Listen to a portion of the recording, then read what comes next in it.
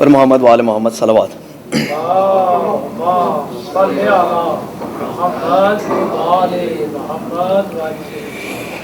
اعوذ باللہ السمیع العلیم من الشیطان الرجیم، بسم اللہ الرحمن الرحیم، وبہ نستعین، انہ خیر ناصر و معین، وصلی اللہ علی سیدنا محمد وآلہ الطیبین الطاہرین۔ صلوات پر محمد وآل محمد۔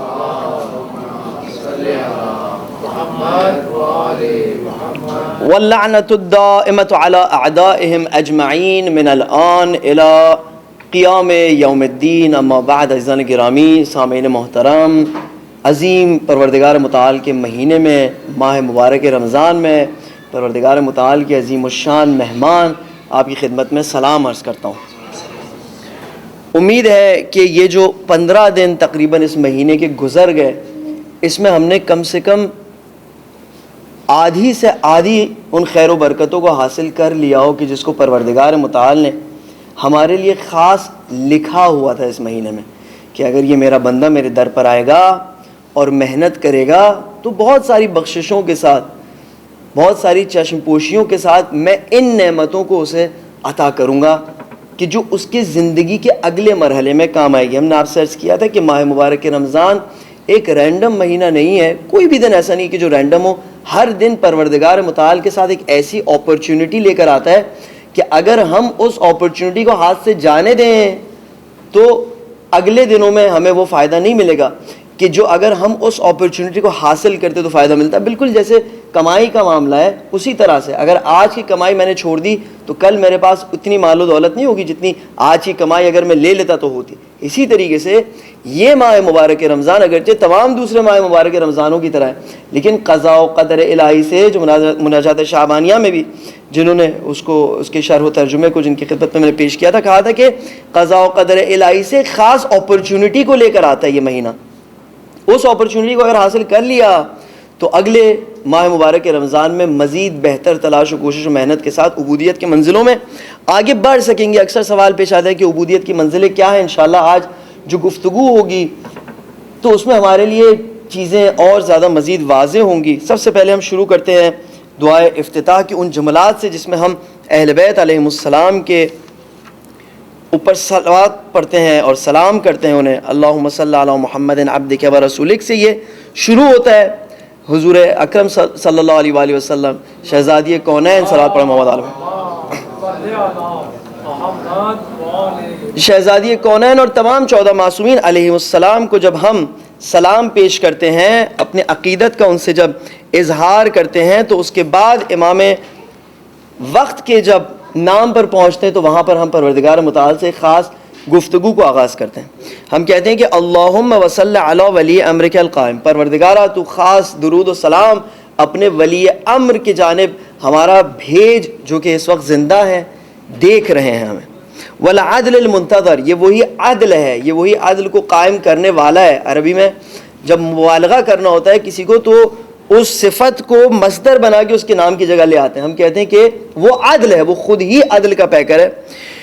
والعدل المنتظر وحفہ، پروردگارہ تو حفاظت فرما ہمارے زمانے کے امام کو ہماری دعاؤں کی، ان کے صحت و سلامتی کے حوالے سے اور حفاظت کے حوالے سے بہت زیادہ ضرورت ہے۔ وحفہ بملائکتک المقربین وایدہ، اور ان کی محافظت فرما بروح القدس، روح قدس کے ذریعے، اے رب العالمین۔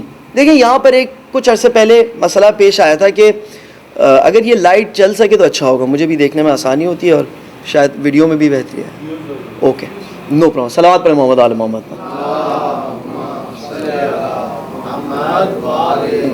دعا افتتاح کے حوالے سے ایک عجیب و غریب بات ہوئی تھی کہ دعا کے شروع کا حصہ تو بہت اچھا ہے، لیکن آخری حصہ جو ہے اس کا بہت غم والا ہے اور افسوس والا ہے، اور اتنی شکایت کرنے کی کیا ضرورت ہے اور اتنے شکوے کرنے کی کیا ضرورت ہے۔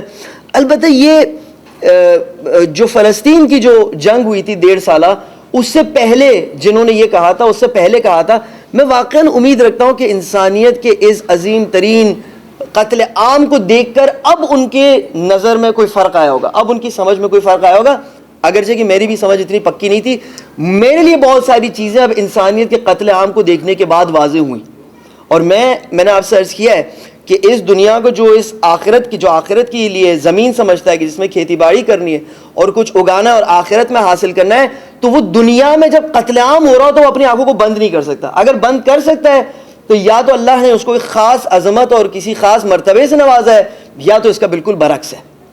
اگر کسی کو کیئر نہیں، دیکھیں جانور، اس دن ایک باپ نے گاڑی نکالی اپنے پارکنگ سے باہر، بلی تھی، بلی جو ہے مر گئی گاڑی کے نیچے آ کے. تو وہ بچی ایک دن پوری پریشان تھی، رو رہی تھی، اور باپ اس بچی کے وجہ سے پریشان تھا، اور پورے گھرانے میں ایک افسوس کا مقام تھا کہ یہ کیا ہو گیا، ایک بلی مر گئی. اور واقعی میں دل دکھتا ہے انسان کا، کسی جانور کو مرتے ہوئے دیکھتا ہے، تکلیف اٹھاتے ہیں. انسانوں کو ہم نے 1.5 سال تک انسٹاگرام پہ، جہاں پر ہم لوگوں کی ویڈیوز برتھ ڈے سیلیبریٹ کرتے ہوئے اور شادیاں کرتے ہوئے اور عجیب عجیب خوشیاں مناتے ہوئے دیکھتے ہیں، اس میں بیچ بیچ میں لوگوں کی موت کی تصویریں آ رہی ہیں، کھلے عام قتل ہو رہا ہے، اور ہم اتنے ضعیف ہو چکے ہیں کہ کچھ کر بھی نہیں سک رہے، کیونکہ اتنا ہم نے ان کو اپنا آپ پر حاوی کر لیا ہے کہ اب ہم کچھ کر بھی نہیں سکتے ان کے سامنے. لیکن پھر بھی ہم نے اپنی آنکھوں کو اگر نہ کھولنی ہو اور غم و اندوہ کا اظہار نہ کرنا ہو کہ جو دعائے افتتاح کے آخر میں اللہم انا نرغب الیک فی دولت کریمہ تعز یا اللہم انا نشکو الیک فقد نبینا، آگے انشاءاللہ ہم اس کے ترجمے کو بیان کریں گے.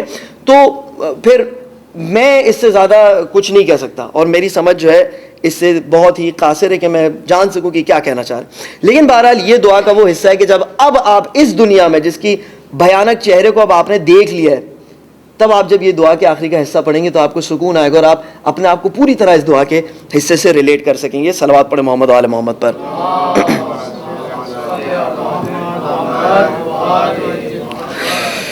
ہم نے جو ایک خلاصہ میں عرض کروں گا پچھلے بحث کا حضرت یوسف علیہ السلام کی تفسیر کے حوالے سے جو تھی، اس کے بعد امام حسن علیہ السلام کے بارے میں ذکر کریں گے، اہل بیت علیہ السلام کی یاد کو زندہ کریں گے.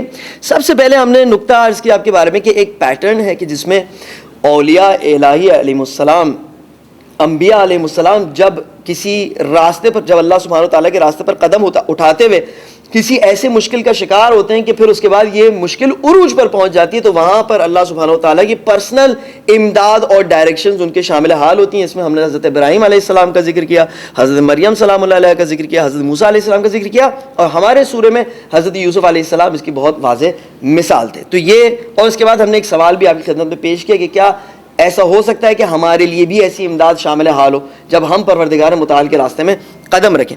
پھر اس بہانے کو ہم نے ڈسکس کیا جس بہانے کو حضرت یوسف علیہ السلام کے بھائیوں نے یعقوب علیہ السلام کو آ کر بتایا تھا کہ ہم دوڑ کی ریس لگا رہے تھے، آپس میں کمپٹیشن کر رہے تھے بھاگنے کا، اور اس دوران یوسف علیہ السلام کو بھیڑیے نے کھا لیا. ہم نے اس کو ایویلویٹ کرنا چاہا کہ کیا واقعاً یہ ایک سینسیبل آرگیومنٹ تھا یا نہیں تھا، اور ہم نے جہاں تک ڈسکس کیا تو نتیجہ لیا کہ جوانوں کے بیچ دوڑ کا کمپٹیشن جو ہے وہ ایک عام چیز ہوتی ہے، ہر کسی کو اپنی طاقت کا مظاہرہ کرنا ہوتا ہے، اور دوڑ کے کمپٹیشن میں کیا ہوتا ہے کہ کسی ٹارگٹ تک آپ نے پہنچنا ہوتا ہے. اب اس ٹارگٹ تک پہنچتے ہوئے یا واپس آتے ہوئے حضرت یوسف تو ساتھ میں ہو نہیں سکتے تھے، کوئی ان کے ساتھ رکتا تو وہ بھی اس کا شوق ہوتا ہے دوڑ کی ریس لگانے کا، اور اس ٹارگٹ کو پہنچتے تک اور واپس آتے تک اتنا ٹائم ہوتا ہے کہ بھیڑیا آ کر ان کو کھا جائے. تو ایسا نہیں کہ انہوں نے کوئی بہت بوگس بہانہ پیش کیا حضرت یعقوب کو کہ جس کے اندر سب کچھ کھلا اور واضح نظر آ رہا ہو. اس کے بعد ہم نے آپ کو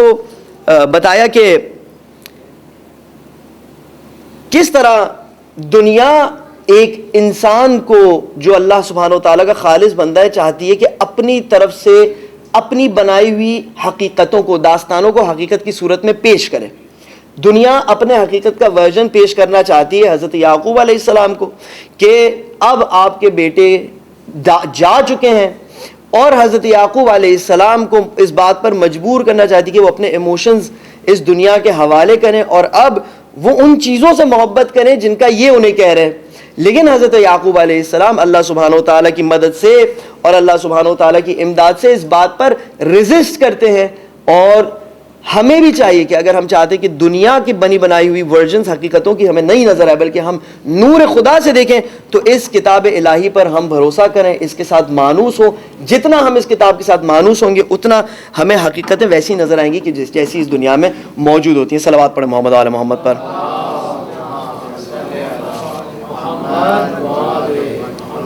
اور پھر اس کے بعد حضرت یعقوب علیہ السلام نے تمام ان بہانوں کے بعد جو ان کے بیٹوں نے پیش کیا ہے، بہت ہی نپے تلے الفاظ میں وہ کام کیا کہ جب یہ کام کر دیا تو اب یعقوب علیہ السلام کے بیٹوں کے ہدایت کا پروسیس آغاز ہو گیا. اور وہ کیا تھا کہ جب یعقوب علیہ السلام کے بیٹے چاہتے تھے کہ یا آر ہو یا پار ہو, یا ہمارے بابا ہمیں کہہ دے کہ مجھے کسی چیز پر تمہارے بات کے بھروسہ نہیں ہے اور مجھے پتا ہے کہ تم جھوٹ کہہ رہے ہو اور یہاں سے چلے جاؤ, تو یہاں پر پھر وہ پوری طرح سے اپنا انہوں نے کام کر دیا ہوتا, اور وہ کم سے کم اس بات میں کامیاب ہو جاتے کہ حضرت یعقوب علیہ السلام کو اپنے اخلاق کے جو انہوں نے لمٹس بنائی تھی اس سے باہر لیں.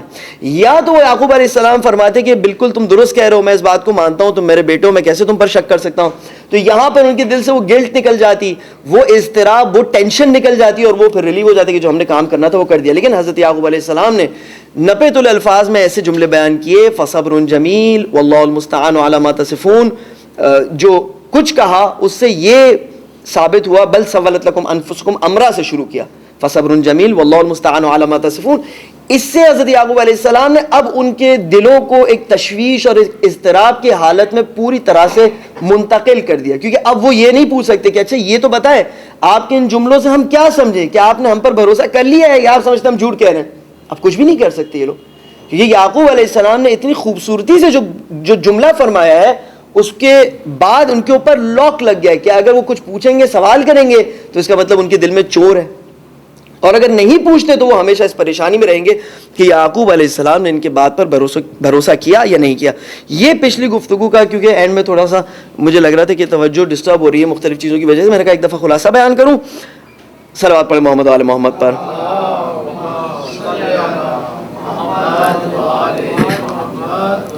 خوب, آج کیونکہ حضرت مولا امام حسن مجتبی علیہ السلام کی صلوات پڑھیں محمد,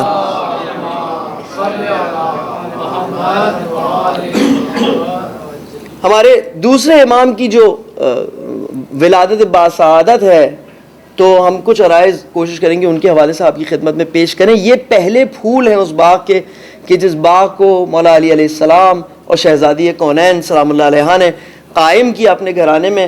سبت اکبر کہا جاتا ہے. سبت کا مطلب ہے نواسا, پوتے کو حفد کہتے ہیں عربی میں, اور سبت کا مطلب ہے نواسا. اور ہم کہتے ہیں کہ السلام علیکہ یا ابن رسول اللہ, ہم یا ابن رسول اللہ کر کے بلاتے ہیں. بہت سمپل اس کا ریزن یہ ہے کہ جب آئے مباہلہ میں ہم دیکھتے ہیں کہ تعالوا ندعو ابنانا و ابناکم, تو حضور اکرم صلی اللہ علیہ وسلم نے ابنانا و ابناکم کے صورت میں حسن اور حسین کو وہ اپنے ساتھ لے آئے. تو اس سے بات ہمارے لیے واضح ہو جاتی ہے, قرآنی دلیل ہے اس بات پر کہ ہم حضور اکرم صلی اللہ علیہ وسلم کے نواسوں کو ان کے بیٹے بھی کہہ سکتے ہیں. یہاں پر چند میں ایسے دیکھیں, بحث کو ہم اس سمت لے جا سکتے ہیں کہ کیوں انہوں نے صلح کیا اور کیوں معاویہ کے ساتھ ان کی کیا رہی گفتگو اور کیا کچھ ہوا, لیکن یہ بہت ایک ان ڈیپتھ ٹاپک ہے جس کو بہت ڈیڈیکیشن کے ساتھ اسٹڈی کرنے کی ضرورت ہے. اور جو بہت واضح ٹاپکس ہیں جیسے غدیر ہے, ولایت علی علیہ السلام ہے, ان پر بھی ابھی تک اچھے خاصے عرصے بحث و گفتگو کرنے کے بعد ہم دیکھتے ہیں کہ کوئی سامنے والوں کی طرف سے رزلٹ نہیں آتا. تو ہم پہلے کوشش کرتے ہیں کہ ہم اپنے آپ کو اپنے عقائد میں زیادہ مضبوط کریں اور دیکھیں کہ ہمارے امام علیہ السلام کی کیا خصوصیات تھیں, کیا ان کی کوالٹیز تھی کہ جن کی وجہ سے انہیں کریم اہل بیت کہا جاتا تھا, اتنا ان کو سراہایا جاتا ہے. اور حضور اکرم صلی اللہ علیہ وسلم انہیں سید شباب اہل جنہ فرماتے تھے. تو ہم اس کو زیادہ دیکھنے کی کوشش کریں گے. ایک صلوات پڑھے تو اس کو آغاز کرتے ہیں انشاءاللہ.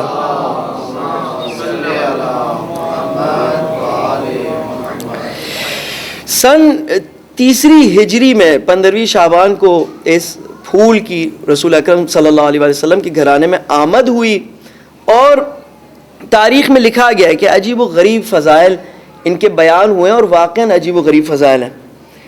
جس انداز سے تاریخ ان کے فضائل کو بیان کرتی ہے, تو امام ششم علیہ السلام, چھٹے امام, ہمارے فرماتے ہیں کہ امام حسن علیہ السلام عابد ترین اور زاہد ترین اور اپنے زمانے کے بافضیلت ترین انسان تھے.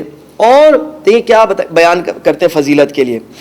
ایک اچھا, اس میں ہمارے لیے کیا میسج ہے؟ ایک وہ فضیلتیں ہیں کہ جن کو ہم اہل بیت علیہ السلام کے حوالے سے بتاتے ہیں, جو ہمارے منقبتوں میں, اشعار میں, ذکر اہل بیت میں جو ان کی فضائل ہم بیان کرتے ہیں. اور ایک وہ فضیلت ہے جو خود اہل بیت علیہ السلام کے حوالے سے بیان کرتے ہیں.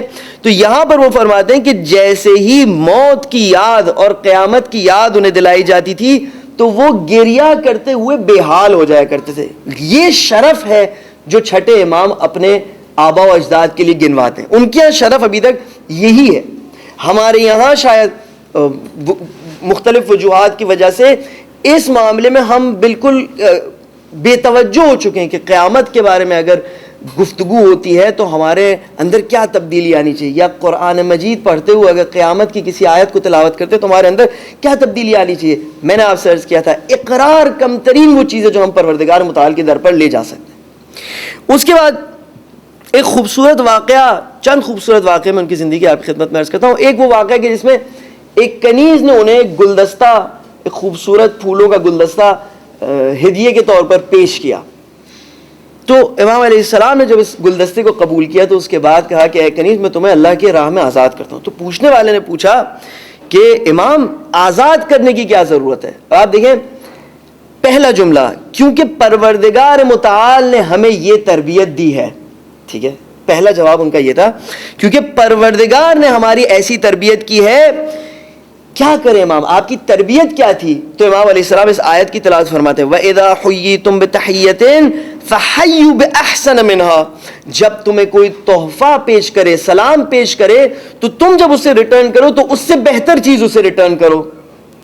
یہ دیکھیے, ایک تو بتا رہے ہیں کہ یہ تربیت الہی ہے, ایک عظیم کوالٹی ہے کہ جو اگر ہمارے معاشرے میں برقرار ہو. بہت سارے لوگ ایسے ہوتے ہیں. دیکھیں کریم کا ایک مطلب یہ ہوتا ہے کہ جب آپ اس کے لیے کوئی اچھائی, اس کے حق میں کوئی نیکی انجام دیتے ہیں تو جب تک وہ آپ کو ریٹرن نہ کر دے اس کو چین نہیں آتا.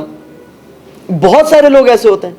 مثال کے طور پر آپ نے ان کو سلام کیا, صرف سلام کے جواب میں کہیں وعلیکم السلام, السلام علیکم ورحمۃ اللہ کا, تو کہیں گے السلام علیکم ورحمۃ اللہ وبرکاتہ. اگر السلام علیکم ورحمۃ اللہ وبرکاتہ کا تو وہ دو جملے احوال پرسی کے بھی آپ سے جواب کے ساتھ کریں گے. یہ کم ترین لیول ہے اس آیت پر پورا اترنے کا کہ کم سے کم ہمارے جو ڈائیلاگز ہوتے ہیں, ڈسکشن ہوتی ہے, گریٹنگ جو ہوتی ہے, اس میں ہم ایک دوسرے سے بہتر طریقے سے جواب دیں. ایک دفعہ مجھے یاد ہے کسی کو ایس ایم ایس میں کسی نے سلام لکھا تھا تو اس نے سلام کے جواب کے بغیر اس کو رسپونڈ کیا تھا. تو اس نے پوچھا تھا میرے سے کہ اس کے بارے میں کیا آپ کا خیال ہے کہ سلام کا جواب, تو میں اس شخص کو بھی جانتا تھا. میں نے کہا کہ آپ نے دوستی یاری میں کوئی وہ ایکیوز کرنے کے لیے نہیں, لیکن آپ نے سلام کا جواب کیوں نہیں دیا؟ کہا سلام کا جواب تو کہنے کو, جب سلام کوئی کہے تو واجب ہے, جواب لکھنے میں تو واجب نہیں ہے. میں نے کہا اتنی خصاصت ہونی چاہیے کسی اچھے کام کو انجام دینے کے لیے کہ نہیں اگر سلام لکھ کر سینڈ کیا ہے تو مجھے جواب دینا واجب نہیں ہے. یہ ہوتی ہے فقہ کی باؤنڈریز. اخلاق کی جو چوٹیاں ہوتی ہیں وہ فقہ کی باؤنڈری کے اندر آتی ہیں. ٹھیک ہے, آپ بچ گئے اس عذاب سے یا اس گناہ سے جو اگر سلام کے جواب میں جواب نہیں دیتے تو آپ کو ملنا تھا, لیکن آپ اخلاق کی بلندیوں کو حاصل نہیں کر سکے. اگر کوئی آپ کو ہدیہ دیتا ہے یا سلام کرتا ہے اچھے الفاظ میں تو آپ کو چاہیے کہ بڑھ کر اسے سلام کا جواب دیں. اور یہ ہمارے معاشرے کے آداب میں ہوتا ہے کہ کوئی کسی کو اپنے گھر انوائٹ کرتا ہے تو کم سے کم یہ کہ وہ بھی برعکس اسے اپنے گھر انوائٹ کرے اگر اس کے پاس سہولت ہو اس بات کی, یا کم سے کم احترام سے پیش ہے. تو یہ امام علیہ السلام نے سب سے پہلے ہمارے لیے ایک درس یہاں پر دیا کہ جو بھی آپ کے لیے کوئی نیکی کرتا ہے, اچھائی کرتا ہے, چاہے وہ آپ کو خوبصورت سلام ہی کیوں نہ کرے, کوئی ہدیہ ہی کیوں نہ دے, آپ کوشش کریں کہ بڑھ کر اسے ریٹرن کریں. صلوات پڑھیں محمد و آل محمد پر.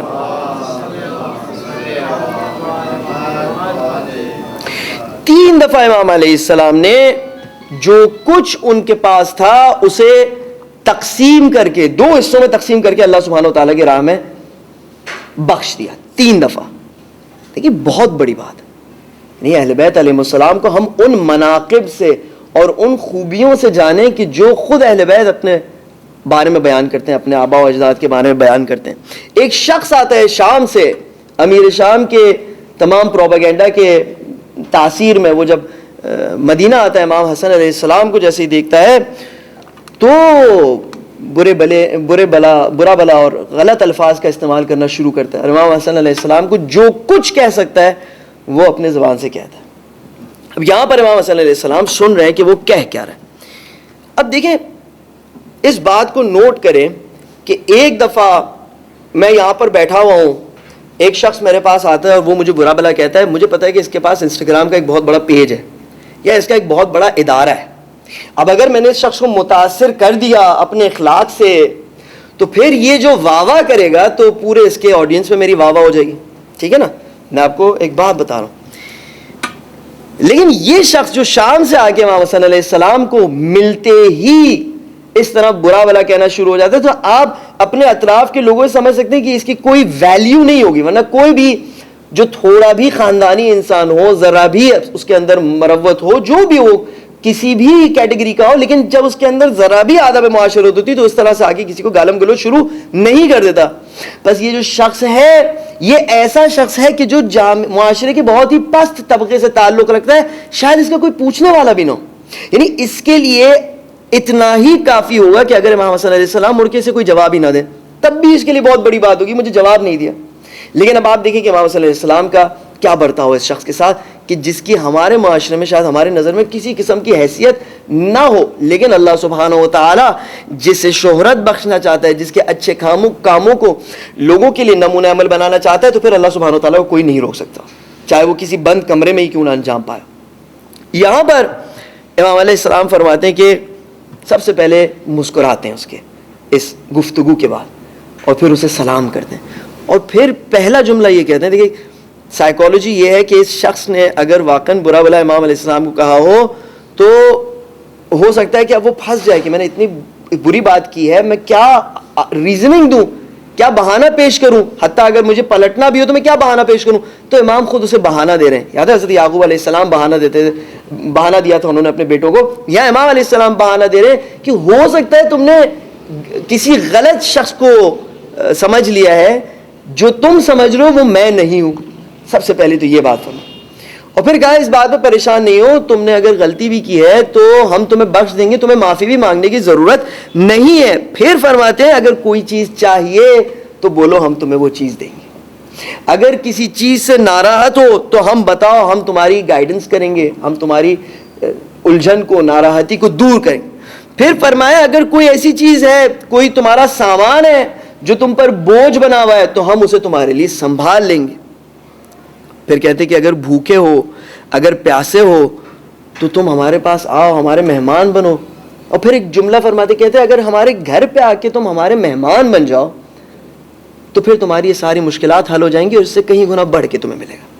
یہ جملے کے دو معنی ہیں, ایک تو اس شخص سے کہہ رہے ہیں اور ایک ہمارے لیے پیغام ہے کہ اگر اہل بیت علیہم السلام کے در پہ جو دسترخوان انہوں نے بچھایا ہوا ہے, جن دعاؤں کا دسترخوان, صحیفہ سجادیہ کا دسترخوان, جس دسترخوان کو انہوں نے بچھایا ہوا ہے, جس دروازے کو انہوں نے ہمارے لیے کھولا ہے, اگر ہم اس دروازے سے داخل ہوں گے تو ہماری تمام پریشانیاں اور الجھنیں دور ہو جائیں گی, اور اس سے کئی گنا زیادہ ہمیں واپس ملے گا, اس میں کوئی شک نہیں ہے.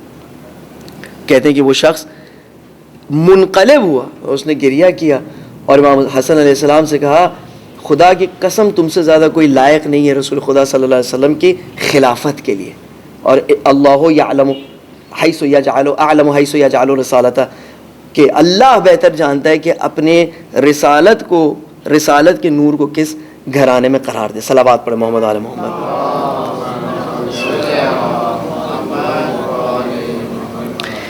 ایک اور خوبصورت داستان یہ ہے, میں نے خاص ایسی کہانیاں انتخاب کی, ایسے قصے انتخاب کیے جو عام طور پر ہم نہیں سنتے ہیں, تاکہ ایک ڈفرینٹ چہرہ بھی, ایک ڈفرینٹ رخ بھی نظر آئے. وہ یہ کہ امام علیہ السلام نے ایک بکری اپنے گھر پہ پالی تھی, تو وہ جاتے ہوئے اور آتے ہوئے اس کو دیکھتے تھے, اس کا خیال رکھتے تھے, انہیں انسیت تھی اس بکری سے. تو ایک دن جب گھر پر واپس آتے تو دیکھتے ہیں کہ یہ بکری لنگڑ کے چل رہی ہے. تو غلام کو دیکھا, پریشان ہوئے, غلام کو دیکھا کہ خیریت, غلام کو پوچھا خیریت اس بکری کو کیا ہو گیا؟ تو غلام کہتا ہے کہ اس کا پیر ٹوٹ گیا. کہتا ہے اچھا پیر ٹوٹ گیا, تو کیسے پیر ٹوٹا؟ کہا کہ میں نے پیر توڑا اس کا. کہتے ہیں کیوں تم نے اس کا پیر توڑا؟ کہتے میں چاہتا تھا کہ آپ ناراض ہو اور آپ غصہ ہو مجھ پر. اچھا دیکھیں امام اور ان کے غلام کے بات کرنے کا بھی انداز جو ہے اس بات کا باعث نہ بنے کہ آپ غلام کو جج کرنے لگے. ہو سکتا ہے کہ اس سے غلطی سے یہ عمل سرزد ہو گیا ہو, اب یہ بیان کسی اور طریقے سے کر رہا ہے. یہ اس کی اور اس کے امام کی بیچ کی گفتگو. ہم یہ نہ کہیں کہ کتنا ظالم تھا, اس نے بکری کا پیر توڑ دیا. کچھ معاملہ ایسا ہوا ہے اس کی کیئرلیسنس کی وجہ سے یا جو بھی, لیکن وہ پریزنٹ اس طرح سے کر رہے ہیں امام علیہ السلام کی طرف کہ میں چاہتا تھا کہ آپ غصہ ہوں اور ناراض ہوں, تو اسی لیے میں نے یہ کام انجام دیا. امام کہتے ہیں اچھا تو میں تمہیں اللہ سبحانہ و تعالیٰ کی راہ میں آزاد کرتا ہوں. تو غلام نے کہا کہ آپ ایسے کیوں کر رہے ہیں, مجھے آزاد کیوں کر رہے ہیں؟ کہنے کیونکہ میں اسے غصہ کرنا چاہ رہا ہوں, اس سے غصہ دلانا چاہ رہا ہوں جو تمہارے ذریعے مجھے غصہ دلانا چاہتا تھا, اور وہ شیطان ہے. میں چاہتا ہوں کہ وہ غصہ ہو. آپ دیکھیں کتنی اس معاملے کے اندر کیئر ہے کہ اخلاق کس طرح سے ہونے چاہیے. ہمارے یہاں پر بھی جو خدمت کرتے ہیں ان کو اللہ سبحانہ و تعالیٰ نے ایک امانت کی صورت میں ہمارے ہاتھ میں دیا ہے. ہم چاہیں تو جو اخلاق ہیں ہمارے, جو اہل بیت علیہ السلام کا نور ہمارے دل میں ہے, اس کے ذریعے ان کی تربیت کر سکتے ہیں. یہ الگ بات ہے کہ ہمارے معاشرے میں غلامی کا نظام ہے اور ہم صرف یہ چاہتے ہیں کہ وہ ہمارے غلام بن کے رہیں. لیکن آپ دیکھیں کتنے پیار اور محبت سے اور کتنے حکیمانہ انداز سے, کتنے کریمانہ انداز سے ہمارے امام برتاؤ کرتے تھے اپنے غلاموں کے ساتھ. اور پھر شاید کوئی سوچتا ہو کہ پھر ان کے اپنے کام کیسے انجام پاتے ہوں گے. دیکھیں وَمَن يَتَّقِ اللَّهَ يَجْعَل لَّهُ مَخْرَجًا وَيَرْزُقْهُ مِنْ حَيْثُ لَا يَحْتَسِبُ. اس کو فیل کرنا ہوگا, اور جتنا فیل کریں گے آہستہ آہستہ یہ انسان کے لیے ایک ملکہ بن جائے گا. صلوات پڑھیں محمد و آل محمد پر.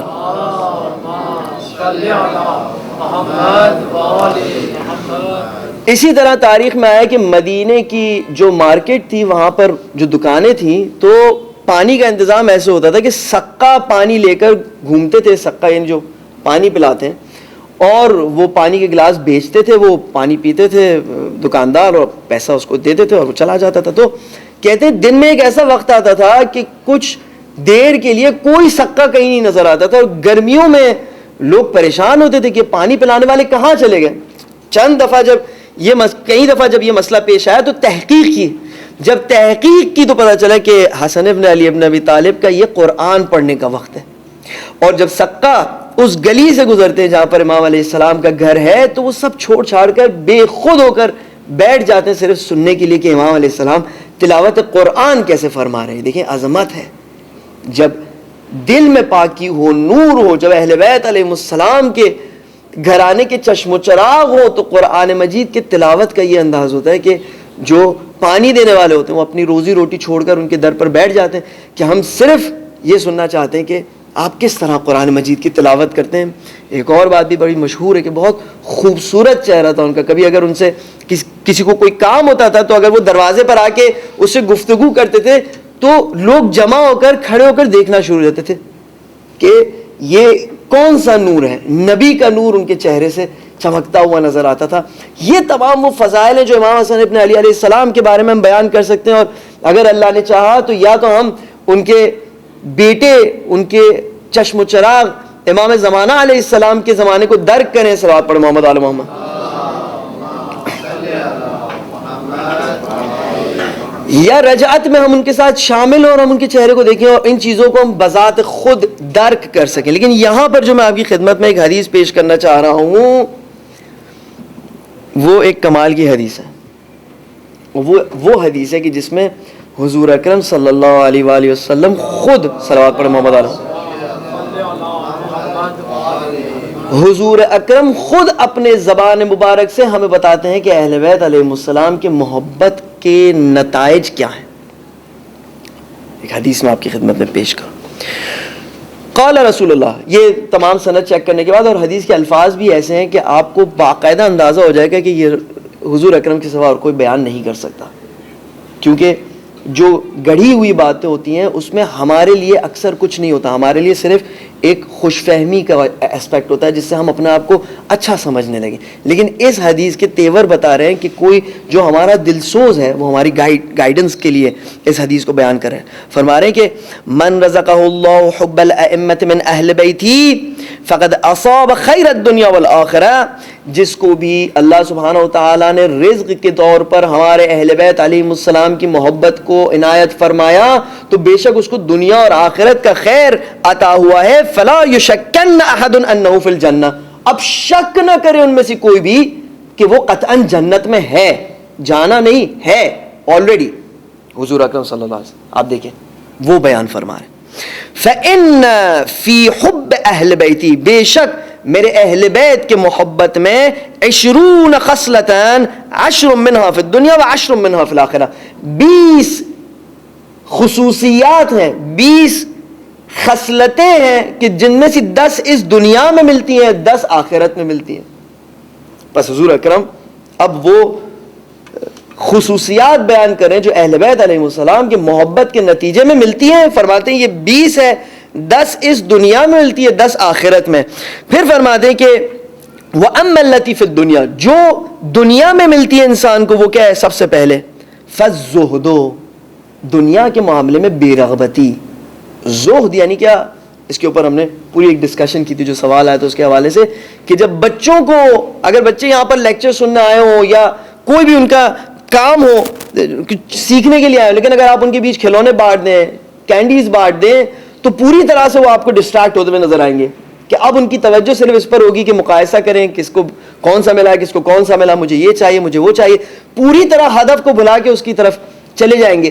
لیکن اگر ہمارے بیچ یہی کینڈیز کو بانٹی جائے تو جس کو مل گیا وہ شکر کرے گا، جس کو نہیں ملے گا سب کی توجہ لیکچر کی طرف ہوگی. کیوں؟ کیونکہ اس کام کو انجام دینا ہے. اسی طرح سے دنیا میں جو دنیا کے لیے رہتے ہیں ان کی 99% یا 90% ایفرٹ صرف اس دنیا میں ہوتی ہے، اس دنیا کو کمانے کے لیے. بہتر گھر لیا کیوں؟ تاکہ زیادہ آرام کر سکیں. کیوں؟ تاکہ زیادہ مزہ آئے. تاکہ کیوں؟ تاکہ اور بھی آرام کر سکیں. ایک یہ مجھے کیونکہ منطق ملی تھی، اس لیے آپ کی خدمت میں عرض کر رہا ہوں کہ یہ لاجک ہے. ایک دوست نے جب دیکھیں بہترین دنیا کا ٹی وی پروردگار متعال آپ کی قسمت میں کرے، آپ لیں، آپ کے گھر میں ہو، مجھے اس سے مسئلہ نہیں ہے. لیکن جب میں نے اسے سوال کیا کہ تمہارے پاس اتنا مثلا اچھا ٹی وی تھا، تم نے اس سے بہتر ٹی وی کیوں لیا؟ کوئی ٹوٹ گیا، کوئی مسئلہ پیش آیا؟ کہ میرے لیے تو یہ بات بالکل سینس ہی نہیں میک کرتی نا کہ جب ایک سے کام ہو رہا ہے تو پھر میں دوسرا کیوں. کسی انسان کو پیش رفت کرنی چاہیے. اب پیش رفت کا یہ معیار ہے کہ اگر اس ٹی وی کی کمپنی نے ایک اور ٹی وی بنا دیا جو اس سے بہتر ہے تو میں وہ خریدوں، یہ پیش رفت ہے. میں نے کہا کیا یہ وہ پیش رفت ہے جو تمہیں اس دنیا کے بعد دوسری دنیا میں کام آنے والی ہے، یا یہ وہ پیش رفت ہے جو اس دنیا میں بھی نہیں کام آنے والی؟ یہ سوال ہے. الزہد، زہد کا مطلب یہ کہ انسان سینسیبل ہو کے زندگی گزارے. صرف چیزوں کو اویل کرنا فور دا سیک. ہاں ایک دفعہ کوئی ریسٹ کرتا ہے، بہترین لگژریس گھر میں ریسٹ کرتا ہے. کیوں؟ یہ پروردگارہ اس گھر کی چیزیں خراب نہیں ہوتی، یہ گھر جو ہے وہ ہمیشہ سیٹ رہتا ہے، اور اس کی وجہ سے میں اپنے کاموں کو بہترین طور پر انجام دے سکتا ہوں. ایک عالم دین تھے، ان کا کھانا پینا بڑا مشہور تھا اور تاریخ میں آیا ہے، لیکن بہت ہی قابل عالم دین تھے. تو ان کے پاس ایک رات کو ایک فقیر آیا، ایک دن ایک فقیر آیا، اور یہ فقیر کشکول والا فقیر تھا. خاص قسم کے فقیر ہوا کرتے تھے کہ جو ایک کاسا اپنے ہاتھ میں لے کر چلتے تھے. آج کی ڈسکشن میں شاید 5 منٹ ایڈ ہو جائے. میں آپ سے ابھی معذرت چاہتا ہوں، امام حسین علیہ السلام کی ولادت ہے تو اس کی خاطر میں آپ سے عیدی مانگتا ہوں. آپ مجھے 5 منٹ انشاءاللہ ایکسٹرا دے دیں. صلوات پڑھیں محمد علی محمد پر. تو اس شخص کے یہ عالم دین کے گھر دعوت میں آیا اور اس نے دیکھا عالم دین ماشاءاللہ زبردست مرغ مسلم اور سب کچھ کھا رہے ہیں. تو انہوں نے کہا کہ آپ پھر پڑھتے کہاں؟ انہوں نے کہا کہ تم چھوڑ دو اس بات کو، تم کیا کرتے ہو؟ کہتا ہے میرا تو یہ کشکول ہے، اس کے اوپر میں سر رکھ کے سو جاتا ہوں الٹا کر کے، اور اسی کے اندر کھاتا ہوں اور اسی کے اندر پیتا ہوں. رات کو اس شخص نے کہا کہ ٹیسٹ کرنا چاہا عالم دین کو، کہا چلے کربلا کی طرف نکلیں. اسی عراق میں کہیں رہتے تھے، کربلا سے اتنے دور نہیں تھے. تو عالم دین نے کہا کہ کربلا کہاں؟ شب جمعہ چلتے ہیں. کہا چلیں. نکل پڑے دونوں کربلا. عالم دین نے چھوٹا سا اپنا کوئی سامان وغیرہ جو بھی تھا اٹھا کے چل بسے، اور وہ جو فقیر تھا وہ بھی چل پڑا. کچھ دیر بعد فقیر نے کہا کہ ایک سیکنڈ صبر کرے، ایک پرابلم پیش آئی. کہا کیا ہوا؟ کہا وہ میرا کشکول گھر پہ رہ گیا. کہا میں نے پورا اپنا گھر بار کھانا پینا سب کچھ چھوڑ دیا، تم سے ایک کشکول نہیں چھوڑا جا رہا. تو میں نے آپ سے عرض کیا دنیا کیا ہے اور دنیا کیا نہیں ہے، یہی تو امتحان الہی ہے جس میں آپ نے کامیاب ہونا ہے نور الہی کو حاصل کر کے. پھر کیا فرماتے؟ والحرص علی العمل، یہ عمل کرنے کے متعلق بہت حریص ہوتا ہے، لالچی ہوتا ہے، نہایت لالچی، ایک کوڑی عمل کی نہیں چھوڑتا. عمل یعنی پروردگار متعال کو راضی کرنے کے لیے انسان جو اپنے اعضاء و جوارے سے کام انجام دیتا، چاہے وہ تسبیح کی صورت میں، دوسروں کو مدد کرنے کی صورت میں، بہرحال عمل کے میدان میں، گفتگو کے میدان میں بات چیت نہیں کرتا میرے جیسا بہت زیادہ، لیکن عمل کے میدان میں آپ اس کو بہت آگے دیکھیں گے. قرآن مجید کی گھنٹوں گفتگو کرے، تفسیر کا لیکچر دے، لیکن ہفتہ اس کا قرآن مجید سے کوئی تعلق نہ ہو، ایک صفحہ بھی نہیں پڑھے.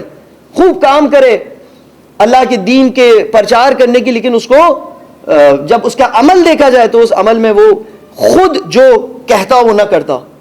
امام فرماتے ہیں، ہمارے حضور اکرم فرماتے ہیں کہ اہل بیت علیہ السلام کی محبت جس کے دل میں آئی ہے وہ ایسا نہیں ہوتا، بلکہ وہ بہت لالچی ہوتا ہے عمل کے لیے. اللہ سبحانہ و تعالیٰ کے در پر وہ ثواب کا ایک حصہ بھی اپنے ہاتھ سے ضائع نہیں ہونے دیتا. پھر فرماتے ہیں کہ والورع فی الدین، اپنے دین کے معاملے میں، تقوی کے معاملے میں بہت محتاط ہوتا ہے، اتنی آسانی سے اپنے دین کو کمپرومائز نہیں کرتا. وہ بھی ایسے لوگوں کے لیے کہ جو خود بھی نہیں رہنے والے اس دنیا میں، جن کی 5 منٹ کی واہ واہ شاید نصیب ہو، 10 منٹ کی، اور اس کے بعد انہیں سوچنا ہی نہیں ہے. تو والورع فی الدین والرغبۃ فی العبادہ، یاد رہے یہ وہ خصوصیات ہیں جو اہل بیت علیہم السلام کے محبوں کو حضور اکرم صلی اللہ علیہ وسلم کے کہنے پر نصیب ہو رہی ہیں. یعنی یہ ایسی چیز نہیں کہ جس کو ہم کہیں کہ یہ باتیں ہوتی رہتی، نہیں، یہ خصوصیات نہیں ہے تو کہیں نہ کہیں گڑبڑ ہے. اور ہم نے آپ سے بار بار عرض کیا کہ اقرار کا مرحلہ توبے کے مرحلے سے پہلا مرحلہ ہے. فرماتے ہیں کہ والحرص علی العمل والورع فی الدین والرغبۃ فی العبادہ، عبادت میں اسے ایک خاص دلچسپی ہوتی ہے. جب بھی اسے عبادت الہی کے بارے میں پتہ چلتا ہے تو وہ دلچسپی رکھتا ہے. اور میں آپ سے عرض کروں کہ اپنے نارمل کاموں کو بھی وہ عبادت بنا سکتا ہے جب وہ توجہ اس میں لائے کہ پروردگارہ، یعنی ایک تو وہ غلط کام انجام نہ دے جو پروردگار متعال کی مرضی کے خلاف ہو، اور دوسری طرف سے وہ جس صحیح کام کو انجام دے رہا ہے اس کو پروردگار متعال کی رضایت کے لیے انجام دے. اس پہ بہت گفتگو ہو سکتی. والتوبۃ قبل الموت، اور موت سے پہلے اس کو توبہ کرنا نصیب ہوتا ہے، یا وہ بہت توبہ کرتا ہے اپنے موت سے پہلے. اس کے بعد فرماتے ہیں والنشاط فی قیام اللیل، نشاط کہتے ہیں شادابی، خوشی کو. جب انٹرٹینمنٹ کا موقع آتا ہے تو کس طرح لوگ خوش ہوتے ہیں، شاداب ہوتے ہیں. حضور فرماتے ہیں کہ والنشاط فی قیام اللیل، ہمارے اہل بیت سے جو محبت رکھتے ہیں ان میں کوالٹی یہ ہوتی ہے کہ رات کے وقت جب وہ پروردگار متعال کے سامنے کھڑے ہو کر قرآن مجید کی تلاوت کرتے ہیں، نماز پڑھتے ہیں، چاہے وہ تھک جائیں تو بیٹھ کر کرتے ہیں، اس میں ان کے دل میں خاص نشاط اور مسرت ایجاد ہوتی ہے، خوش ہوتے ہیں. انہیں نہیں ہے کہ صرف اپنے آپ پر قابو کرنا پڑتا ہے اور پھر وہ نفس کے خلاف ایفرٹ کر کے پھر آگے جائیں، نہیں، بلکہ خوشی سے وہ اس بات کے لیے آگے، ان کی انٹرٹینمنٹ ہی ہوتی ہے. ہمیں یہی الفاظ استعمال کرنے تھے نا جو آج کل چلتے ہیں مارکیٹ میں جو بکتے ہیں. ایک نے کہا تھا کہ پتہ نہیں آپ مارکیٹ میں چلیں گے یا نہیں چلیں گے. عجیب و غریب بات، مارکیٹ میں یہی الفاظ چلتے ہیں کہ انٹرٹینمنٹ، ان کی انٹرٹینمنٹ ہی نماز شب میں ہوتی ہے. یا اللہ کبھی ہو سکتا ہے کہ ہمیں بھی یہ نصیب ہو. پھر آپ دیکھیں کیا فرماتے ہیں وَالْيَأْسُ مِمَّا فِي أَيْدِ النَّاسِ، وہ لوگوں کے ہاتھ میں جو چیز ہوتی ہے اس سے بالکل مایوس ہوتے ہیں. یعنی ہرگز ان کی نگاہ اس پر نہیں ہوتی ہے کہ میں اپنے معاشرتی سرکل میں، سوشل سرکل میں اس سے میں رابطہ بناؤں کہ جو بعد میں مجھے فائدہ پہنچائے گا، یہ لگتا ہے آگے جا کے بہت بڑا انسان بنے گا، یا وہ بہت بڑا انسان ہے، میں کوشش کروں اس کے ساتھ جوڑ لوں، اس کے ساتھ جوڑ لوں. نہیں، انہیں پتا ہوتا ہے کہ کوئی انسان اللہ سبحانہ وتعالیٰ کی مرضی کے بغیر نہ اسے کوئی فائدہ پہنچا سکتا ہے، نہ اس کا کچھ بگاڑ سکتا ہے. بہت خوش اسلوبی کے ساتھ ملتے ہیں، بہت نیک اخلاق کے ساتھ ہر کسی سے ملتے ہیں، لیکن اس لیے نہیں کہ انہیں کوئی لالچ ہوتی کسی انسان کے اندر. البتہ اگر کسی عالم سے سوال کرنے کے لیے انسان آگے بڑھے تو یہ اللہ سبحانہ وتعالیٰ کی ریکمنڈیشن ہے، فَاسْأَلُوا أَهْلَ الذِّكْرِ إِن كُنتُمْ لَا تَعْلَمُونَ. اگر تمہیں نہیں آتا تو جا کے اہل ذکر سے پوچھو، ڈاکٹر کے پاس. لیکن جو ہمارے سوسائٹی میں ایک روش بنی ہوئی ہے کہ اکثر لوگوں کو ان کے سوشل سٹیٹس کے مطابق رینک کر کے اور پھر ان کے ساتھ تعلق جوڑنے کی کوشش کی جاتی ہے کہ پتہ نہیں کل کوئی کیسے کام آئے گا. کوئی کسی طرح کام نہیں آنے والا. اور میری زندگی میں اور آپ کی زندگی میں ہزاروں ایسے موقع ہیں کہ جب آپ ایکسپیکٹ نہیں کرتے تھے اور کہیں سے کوئی ایسے کام آ گیا اور آپ کو پتہ چلتا ہے کہ یہ پروردگار متعال کی اپنی مرضی ہے. تو عز من تشاء و تذل من تشاء. بس یہ محب اہل بیت علیہم السلام حضور اکرم کے کہنے کے مطابق مایوس ہوتے ہیں ہر اس چیز سے کہ جو لوگوں کے ہاتھ میں ہوتی ہے. لوگوں کے ہاتھوں میں ان کی نظر نہیں ہوتی.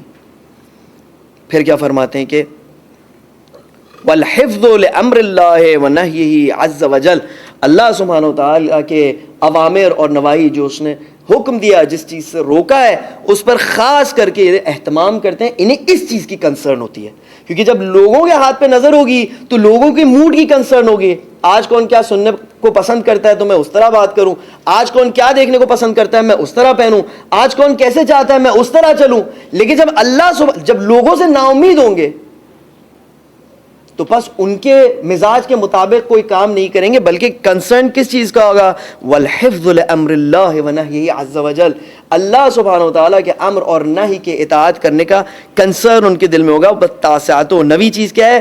بغض الدنیا۔ دیکھیں کیا عجیب بات ہے، دنیا کا بغض دل میں رکھیں گے، ایسی دنیا کہ جس کے اندر تمام آرگنائزیشنز کے ہونے کے باوجود اتنے بڑے مظالم ہم پر ہوں، چاہے پارا چنار ہو، چاہے فلسطین ہو، جو دنیا ظلم کا اڈا ہے، جس میں اب آپ کو نظر آتا ہے کہ جو اس دنیا پر قابض ہیں وہ ہیں ہی وہ لوگ جو ظالم ہیں، اس دنیا کی بغض دل میں رکھنا، البتہ اس دنیا کو بہتر بنانے کی خواہش دل میں رکھنے کا کہیں انکار نہیں ہے، لیکن جو محبت ہے نا، جو زندگی میں بچپن سے لے کے ماں باپ ذہن میں، یہ بہت ساری دفعہ جوان مجھ سے آتے ہیں بات کرنے، جب میں انہیں دنیا کے متعلق بے رغبت کرنے جاتا ہوں تو ماں باپ خود ہی ان کو اٹھا کے لے جاتے ہیں کہ نہیں ایسے نہیں کیجیے گا، تو بھائی آپ کیوں لائے تھے ادھر میرے پاس؟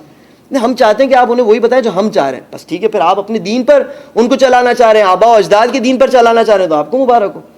لیکن اگر کوئی محنت کر رہا ہے کہ آپ کے بیٹے کے دل سے وہ محبت کو نکالے جو بعد میں اس کے کام نہیں آنے والی، 80 سال بعد، 100 سال بعد، اور اس محبت کو ڈالے کہ جو 100 سال بعد اب جا کے اس کے کام آئے گی، اب نتیجہ آپ دیکھیں گے کہ قیامت میں انہیں کیا 10 چیزیں ملتی ہے، پھر آپ کا دل خوش ہوگا، تو آپ اسے اپنا کام کرنے دیں۔ نہیں، ہم چاہتے ہیں کہ ہماری جوانوں کو بھی ویسے ہی ہدایت کریں جیسے ہم کہتے ہیں۔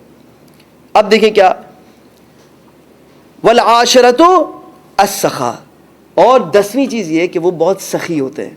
ابھی ہم نے امام حسن علیہ السلام کے حوالے سے پڑھا کہ 2 دفعہ انہوں نے اپنی زندگی کو، 3 دفعہ بلکہ پورے تقسیم کر کے اللہ کی راہ میں آدھا بانٹ دیا۔ سخاوت ان کے دل میں ہوتی ہے، بہت آسانی سے وہ چیزوں کو اپنے ہاتھ سے دینے کو، اپنے ٹائم کو، صرف پیسے کی بات ہے، اپنے ٹائم کو، اپنے عزت سے وہ حتیٰ دوسروں کے لیے انفاق کرتے ہیں کہ اگر آپ کو اللہ سبحانہ وتعالی نے حیثیت دی ہے اور کوئی شخص کے لیے آپ اس حیثیت کو گروی رکھوا سکتے ہیں، کون ہے جو اس کام کو انجام دے۔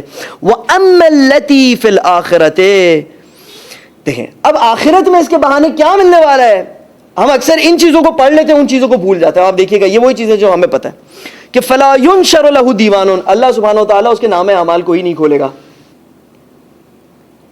وَلَا يُنصَبُ لَهُ مِيزَانٌ، کوئی میزان اور کوئی ترازو اس کے اعمال کے لیے ہوگا ہی نہیں۔ وَيُعْطَى كِتَابَهُ بِيَمِينِهِ، اس کی کتاب اسے سیدھا ہاتھ میں ملے گی، ختم ہو گئی بات۔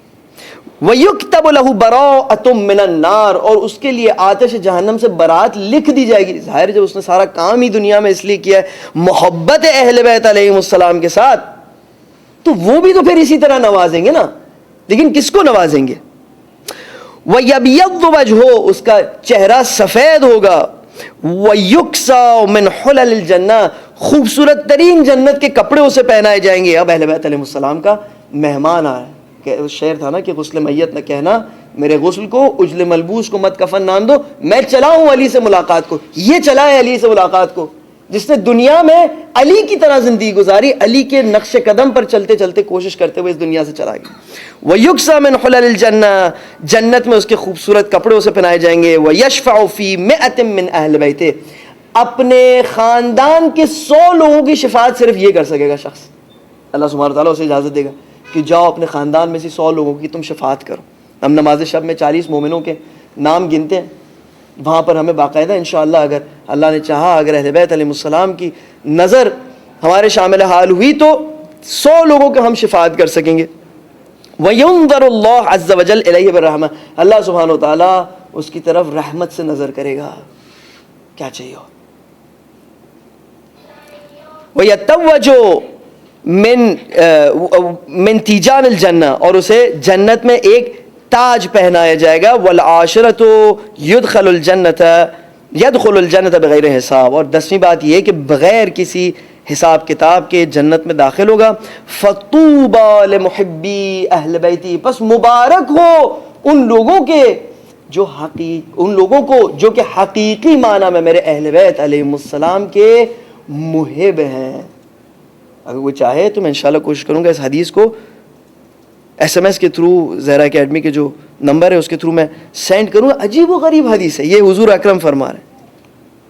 خوب گفتگو تمام ہوئی، الحمدللہ رب العالمین ہمیں توفیق ملی کہ اس خوبصورت رات میں بہترین گفتگو کریں اہل بیت علیہ السلام کی محبت کے حوالے سے. امام حسن مجتبیٰ علیہ السلام کو بہتر پہچانے. پروردگار ہم نے اس رات میں بہت ہی ناقص کوشش انجام دی, بہت ناقص عمل انجام دی. ہم نے کم سے کم پڑھ لیا ان باتوں کو جن پر ہمیں عمل کرنا ضروری ہے. اب عمل کرنے کی توفیق تو ہمیں عنایت فرما. پروردگارہ جیسے کہ دعا عمدہ سمالی میں, پروردگارہ تو اپنے راستے پر چلنے کو ہمارے لیے آسان قرار دے. پروردگارہ تو ہماری رضا اپنی رضایت میں قرار دے. پروردگارہ انہی راتوں میں ہم تجھ سے مانگ سکتے ہیں, اگر ان راتوں میں نہیں ملا تو پتہ نہیں کب ملے گا. ہمارے تمام صغیرہ اور کبیرہ گناہوں کو معاف فرما دے. ہمیں آتش جہنم سے بچنے کا جینون کنسرن عطا فرما. قیامت میں اہل بیت علیہ السلام کے سامنے سرخرو ہونے کا جینون کنسرن عطا فرما. پروردگارہ جو تیرے راستے میں اپنے جان و مال و عزت و آبرو سے لڑتے ہیں, جہاد کرتے ہیں, سختیاں اٹھاتے ہیں, مشکل شہادتیں دیتے ہیں, پروردگار تو ان لوگوں کی تائید فرما. پروردگار تو ہمیں بھی توفیق دے کہ زندگی کے جس بھی پہر میں پہنچے ہم ان کے ساتھ تیرے راہ میں شامل ہوں. اپنے زمانے کے امام کے ظہور میں تعجیل فرما, ہمیں ان کے آوان و انصار میں سے قرار دے. سبحان ربک رب العزت عما یصفون وسلام علی المرسلین والحمد للہ رب العالمین. والسلام علیکم ورحمۃ اللہ وبرکاتہ. متوجہ زیارت صلوات.